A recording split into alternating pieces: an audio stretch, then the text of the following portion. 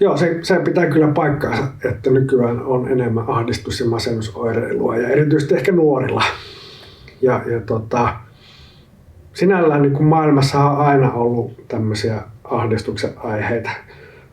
Tänä päivänä niitä on varmaan on ilmastonmuutosta ja on Ukrainan sotia ja Trumpi hämmentää vaikka minkä näköisiä juttuja ja tämmöisiä niin kuin maailmanlaajuisia ongelmia. Ja sitten voi omassa elämässä olla näitä tällaisia henkilökohtaisia ihmissuhdeongelmia ja koulustressiä ja voi olla rahahuolia ja kaikkea tämän tyyppisiä juttuja. Mutta niitä on ollut aina kaikkia tollaisia. Se mikä nykyään ehkä on tullut lisäksi on älylaitteiden ja somen ja TikTok-videoiden ja kaikkien tämmöisiä niin kuin aika hillittömän iso käyttö, joka niin kuin omalla tavallaan vaikuttaa siihen, että ne kaikki vähän niin kuin rassaa meidän aivotoimintaa ja tarjoaa vähän niin kuin tällaisia lyhytaikaisia tämmöisiä ikään kuin mielenpalkintoja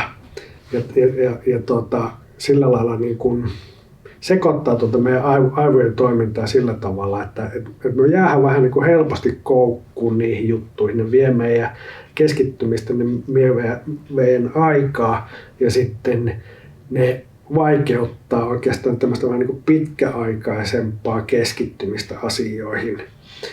Ja sitten ne saa helposti myöskin sillä tavalla niin kuin tuntumaan semmoiset normaalit arkeen liittyvät ei niin mielenkiintoiset asiat entistä vaikeammilta.